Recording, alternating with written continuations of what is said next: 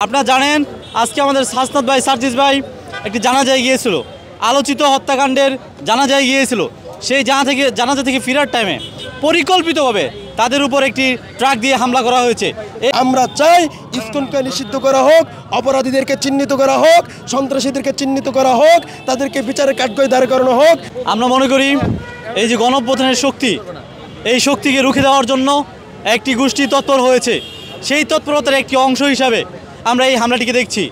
এই হামলাটি সুপরিকল্পিতভাবে করা হয়েছে এবং যে অ্যাডভোকেট সাইফুল ইসলাম আলিফকে হত্যা করা হয়েছে, সরকার অনতিবিলম্বে কারোর সাথে সমঝোতা ছাড়াই, দিল্লির ইশারা ছাড়াই তার পরিবারকে অবশ্যই ক্ষতিপূরণ দিবে। তার খুনিদেরকে গ্রেফতার করে দৃষ্টান্তমূলক শাস্তি, ফাঁসি কার্যকর অনতিবিলম্বে করতে হবে। চিটাগাংয়ে ইসকনের কিছু উগ্রপন্থী সদস্যদের কর্তৃক আমাদের একজন আইনজীবী ভাই সাইফুল ইসলাম আলিফ ভাই উনি শহীদ হয়েছেন। তো এর পরপরই কিন্তু তারা ওখানে জানাজায় গিয়েছিল সার্জিস ভাই, হাসনাত ভাই। তারা ওখান থেকে ফেরার অবস্থায় কিন্তু এখানে একটা ট্রাক চাপা দেওয়া হয়েছে। আমরা ইতিমধ্যে এই নেট জগতে দেখেছি কিন্তু গাড়িটি ভেঙে গিয়েছে। তো আমরা এটা থেকে ধারণা করতে পারি যে এখানে হয়তোবা গভীর ষড়যন্ত্র রয়েছে, ইসকনের ষড়যন্ত্র থাকতে পারে। এই হামলার তীব্র নিন্দা জানাই। আমরা বলে দিতে চাই, কোনো অপশক্তি যদি আমাদের বিরুদ্ধে আবার চোখ রাঙানিয়ে দেয়, আমরা ছাত্র এবং নাগরিক সমাজ আবার রাজপথে নেমে আসব। সমস্ত অপশক্তিকে আমরা সমূলে উৎপাত করে ছাড়ব। অন্তর্বর্তীকালীন সরকারের নিকট আবেদন জানাবো যেন খুব দ্রুত সময়ে এটার একটা তদন্ত করে, যদি এটার সাথে কোনো ষড়যন্ত্রে কেউ লিপ্ত থাকে, এটার সাথে যোগ দিয়ে থাকে, তাহলে তাদেরকে অনতিবিলম্বে গ্রেফতার করে আইনের আওতায় এনে দৃষ্টান্তমূলক শাস্তি দিতে হবে। আজকেই শহীদের কবর জিয়ারত করতে গেলেন এবং ফিরে আসার পথে আজকেই ব্যাপারটা ঘটলো, যেটা অত্যন্ত দুঃখজনক।